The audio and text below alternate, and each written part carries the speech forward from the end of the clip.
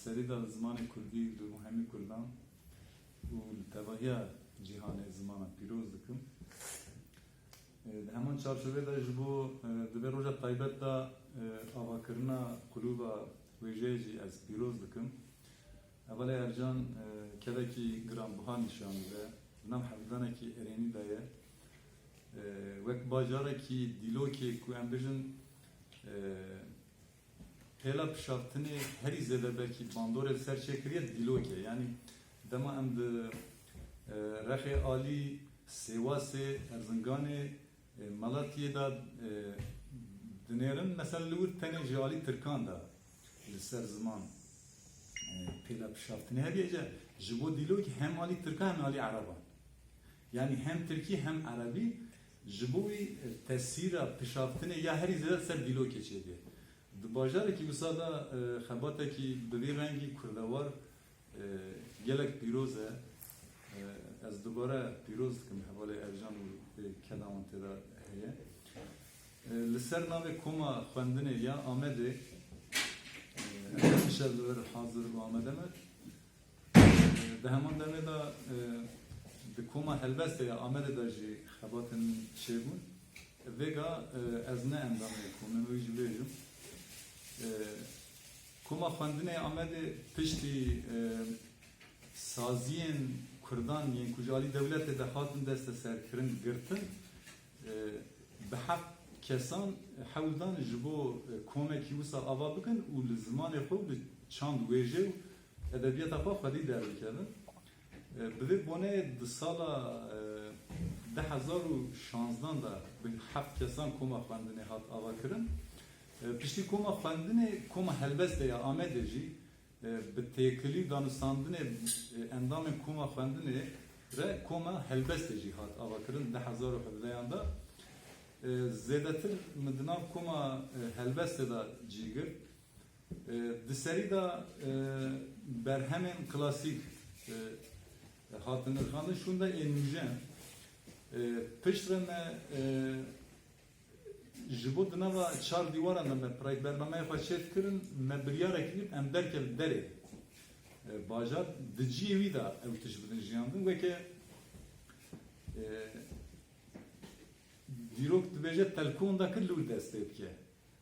jur disa destep ke em bejin em jî Bajarın belabun havinan hem emçun jiyen diroki hem men evci diroki da nasi u hem ji me nirxandına helbesli kaliteye helbesli helbestkariye kire yek yani de diroki ravi kire yek ve keminak l'kasra İshak Paşa ya bazda agiriye belki yekem car helbest era mazbani kir em bejin melur helbest van evej bejin xedaxay ki serdur hem jibo bername ki uza marif çevki yani evde destura Vezaret Kar Hundur ana turizmi destur be girtin me be destur me biryara ki uza girtme şu vek çalakiye ki me helbest van me bername val dafiz her vahal dersimi her vahal Cizira Botan ciyen diroki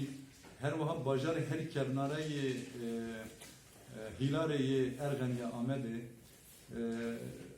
emçun van der emçun ellice taybet cek diroki yani cihaz khalici me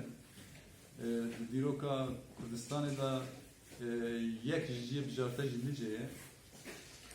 hem diroka pay kernar hem ji hem de diroka nezik ji taybete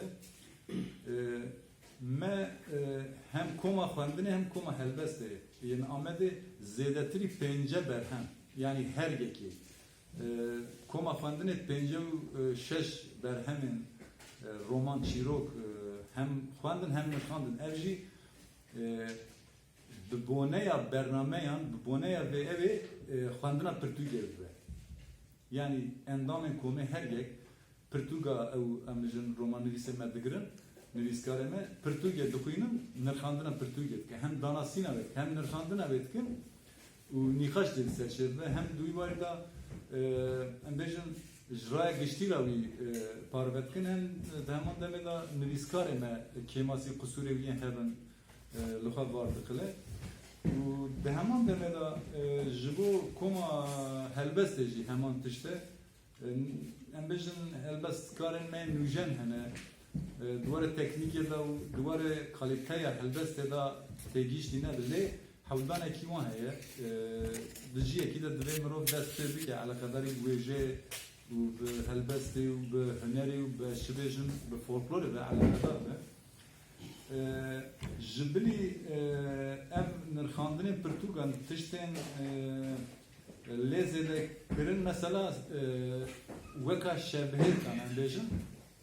به همان دمی دا نویسکاری ما کیماسی قصوری وین هبن لخواد وارد کله و به همان دمی دا جبو کما هلبستی جی همان تشته em bejin helbest karên me nûjen hene